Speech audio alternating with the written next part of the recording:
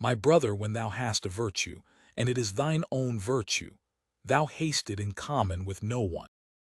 To be sure, thou wouldst call it by name and caress it, thou wouldst pull its ears and amuse thyself with it.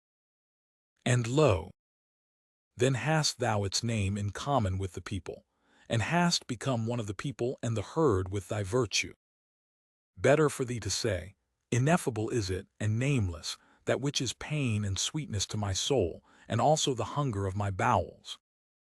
Let thy virtue be too high for the familiarity of names, and if thou must speak of it, be not ashamed to stammer about it.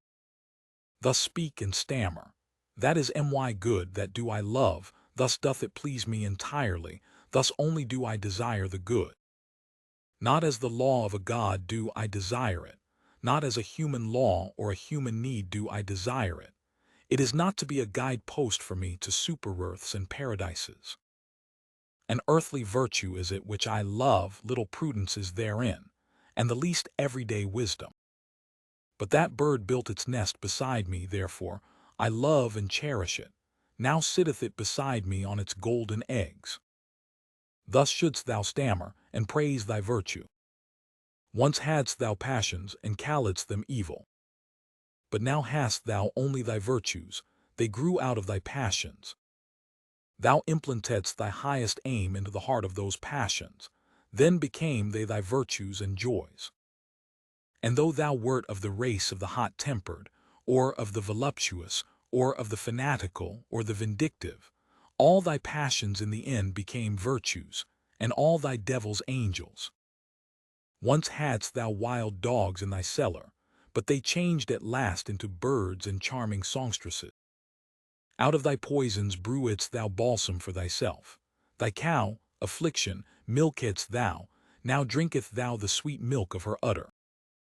And nothing evil groweth in thee any longer, unless it be the evil that groweth out of the conflict of thy virtues. My brother, if thou be fortunate, then wilt thou have one virtue and no more, thus goest thou easier over the bridge. Illustrious is it to have many virtues, but a hard lot, and many a one hath gone into the wilderness and killed himself, because he was weary of being the battle and battlefield of virtues. My brother, are war and battle evil? Necessary, however, is the evil, necessary are the envy and the distrust and the backbiting among the virtues. Lo, how each of thy virtues is covetous of the highest place, it wanteth thy whole spirit to be its herald, it wanteth thy whole power, in wrath, hatred, and love. Jealous is every virtue of the others, and a dreadful thing is jealousy. Even virtues may succumb by jealousy. He whom the flame of jealousy encompasseth, turneth at last, like the scorpion, the poisoned sting against himself. Ah, my brother, hast thou never seen a virtue backbite and stab itself?